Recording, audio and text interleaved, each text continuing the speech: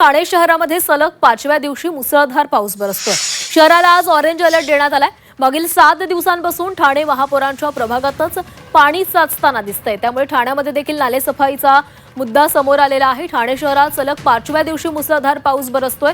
शहराला आज orange alert देण्यात आलेला आहे। मागील 7 दिवसांपासून ठाणे महापौरांच्या प्रभागातच पाणी साचल्याचं आपल्याला पाहायला मिळतंय। आणि याचा आढावा घेतलेला आहे आमचे प्रतिनिधी शुभम कोळी यांनी।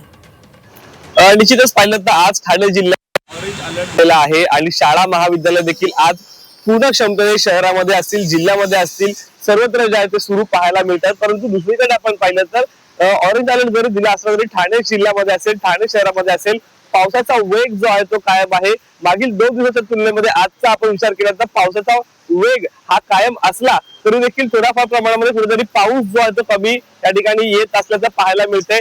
मागील 24 तासामध्ये फक्त 100 मिलीमीटर पावसाची नोंद एकंदरीत झाल्याचं पाहायला मिळतंय। तर याच्यामुळे कुठेतरी रस्ते वाहतुकी असेल किंवा रेल्वे वाहतूक असेल याच्यावरती कुठेतरी परिणाम जो आहे तो जाणवू लागलेला आहे। त्याचमुळे कुठेतरी सर्व शहरातील वाहतूक देखील सुरळीत असल्याचं पाहायला मिळतं। परंतु ठाणे शहरातील जे तलाव आहेत ते एकदा भरू लागलेले आहेत, त्यांची काठोकाठ पातळी जी आहे ते एकंदरीत आलेली आहेत आणि त्याचमुळे कुठेतरी आता हे पाणी रस्त्यावर आल्यानंतर ठाणे शहरातील जे रस्ते वाहतुकी आहेत त्याच्यावरती याचा मोठा परिणाम देखील होऊ शकतो अशी शक्यता जी आहे ती नाकारता येते। त्याचमुळे आज येणारा दिवस हा ठाणेकरांसाठी अति महत्त्वाचा असणार आहे।